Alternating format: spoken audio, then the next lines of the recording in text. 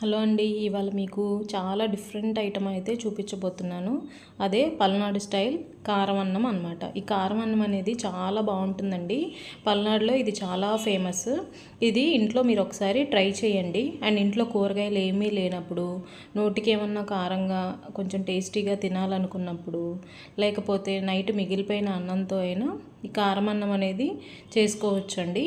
So నేను procedure ఎలా చెప్తున్నానో అలా యాజ్ ఇట్ ఈజ్ ఫాలో అయిపోండి. దీనికి కావాల్సిన ఐటమ్స్ రైస్ అండి, అండ్ ఆనియన్, ఒక పెద్ద ఆనియన్ ఇలా చిన్న ముక్కల కింద కట్ చేసుకోండి. జీడిపప్పు, ఇవి కావాల్సినన్ని వేసుకోవచ్చు. అండ్ పోపు దినుసులు, కరివేపాకు, రుచికి సరిపడా సాల్ట్ అనేది యాడ్ చేసుకోవాలి తర్వాత. అండ్ కారం పొడి, కారం అండ్ నెయ్యి 1 స్పూన్ వేస్తే సరిపోతుంది. సో ఇవన్నీ మనకు కావాల్సిన ఇంగ్రీడియంట్స్ అండి. ఇప్పుడు రైస్ తీసుకొని రైస్లో రుచికి సరిపడా సాల్ట్ అనేది వేసుకోండి.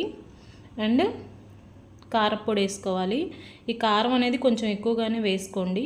అంటే రైస్కి మీరు ఎంత కారం వేసినా సరే, వన్స్ మీరు ప్రొసీజర్ అంతా రెడీ చేసిన తర్వాత అంత కారం అనేది మీకు తెలియదు. సో ఇక్కడ నేను 2 స్పూన్స్ వేసాను. అండ్ నెయ్యి 1 స్పూన్ సరిపోతుంది. ఇవన్నీ అన్నానికి పట్టేలాగా మొత్తం స్లోగా ఇలా కలుపుకోండి. మరీ ప్రెషర్ అప్లై చేయొద్దు, స్మూత్గా ఇలా కలుపుకోండి. ఎందుకంటే అన్నం మళ్ళీ విడిపోతుంది కాబట్టి. సో ఇదిగోండి, ఇలా మొత్తం కలిసిపోయేలాగా కలిపేసుకున్నాను. ఇది ఇప్పుడు పక్కన పెట్టేసి, ఇప్పుడు స్టవ్ వెలిగించి స్టవ్ మీద ప్యాన్ పెట్టండి. అందులో ఆయిల్ యాడ్ చేయండి. ఆయిల్ కొంచెం హీట్ ఎక్కిన తర్వాత ఇందాక ఐటమ్స్ చూపించాను కదండి, పోపు దినుసులు ఫస్ట్ వేసేసుకోండి. మీడియం ఫ్లేమ్లో పెట్టి చేయండి, హై ఫ్లేమ్లో పెట్టొద్దండి. పోపు దినుసులు వేసి కొంచెం వేగుతుండగా జీడిపప్పులు తీసుకున్నాం కదా, జీడిపప్పు పలుకులు కూడా వేసేసుకోండి. తర్వాత ఎండుమిరపకాయలు వేయాలి, కానీ నేను ఇక్కడ ఊరమిరపకాయలు వేస్తున్నానండి. మీరు కావాలంటే ఇక్కడ ఎండుమిరపకాయలు, ఊరమిరపకాయలు ఏదన్నా వేసుకోవచ్చు. నేను టేస్ట్ కోసం అని ఇక్కడ ఊరమిరపకాయలు వేసాను. అండ్ తరిగి పెట్టుకున్న చిన్న ఆనియన్ ముక్కలండి మొత్తం వేసి బాగా వేగేదాకా కలుపుకోవాలి. ఇప్పుడు కొంచెం కరివేపాకు కూడా యాడ్ చేసుకుందాము. ఇదిగోండి, కరివేపాకు కూడా వేసాను.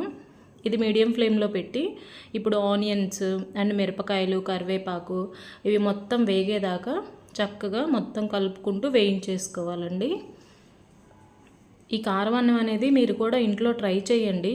చాలా సింపుల్గా, చాలా ఈజీగా అయిపోతుంది. ఎక్కువ టైం కూడా పట్టదండి. టేస్ట్ కూడా అంతే బాగుంటుంది.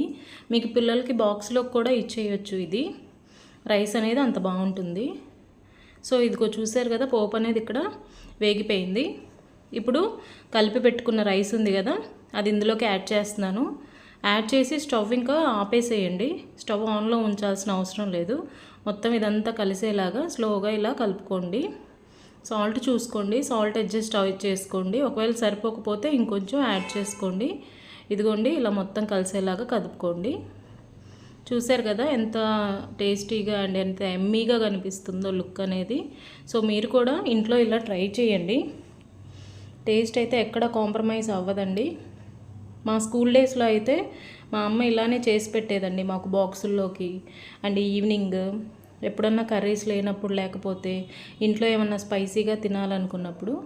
సో వీడియో మీకు నచ్చింది అనుకుంటున్నాను. నచ్చినట్టయితే లైక్, షేర్ అండ్ సబ్స్క్రైబ్ చేయండి.